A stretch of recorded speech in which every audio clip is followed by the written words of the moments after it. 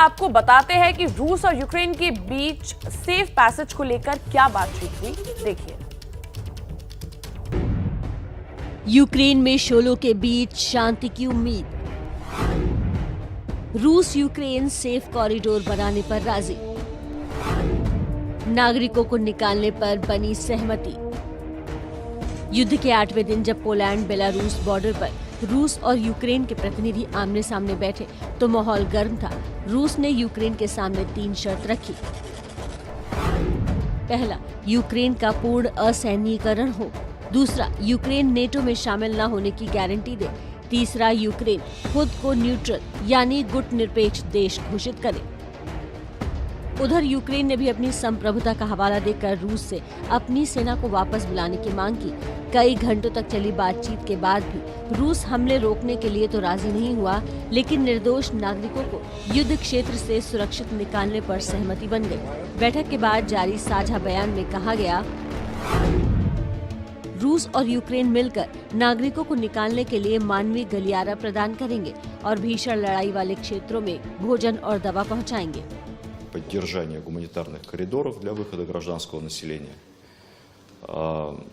возможном временном прекращении боевых действий в секторе гуманитарного коридора на период выхода гражданского населения.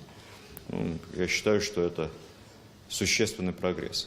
हालांकि इस बातचीत के नतीजों से यूक्रेन के प्रतिनिधि ज्यादा खुश नहीं दिखे। И единственное, что я могу сказать, обсудили достаточно подробно гуманитарный аспект, потому что достаточно много городов сейчас находятся в окружении.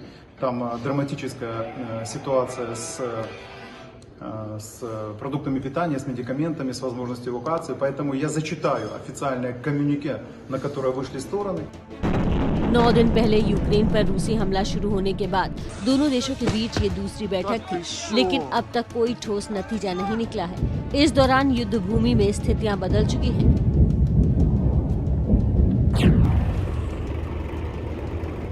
उत्तर, दक्षिण और पूर्वी यूक्रेन के हर शहर को रूस के सैनिकों ने घेर लिया है।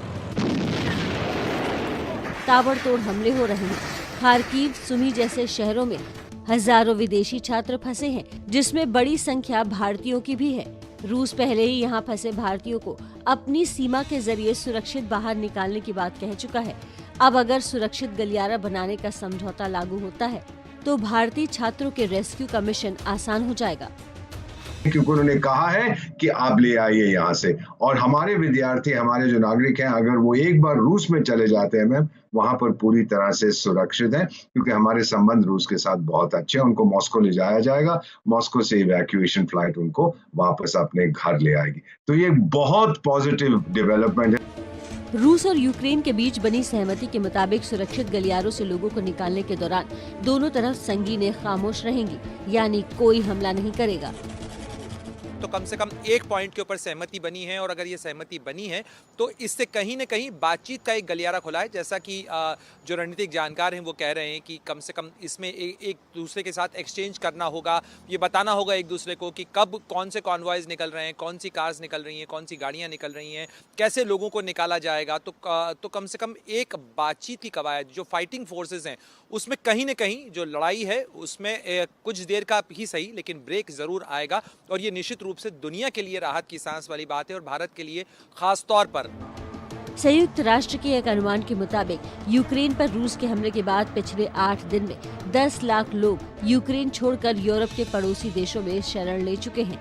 यूक्रेन में युद्ध की विभीषिका के बीच ईंधन से लेकर खाने पीने की चीज और दवाइयों की भारी किल्लत हो रही है, और लोग भूखे मरने की कगार पर हैं। इसे द्वितीय विश्व के बाद सबसे बड़ा मानवीय संकट कहा जा रहा है।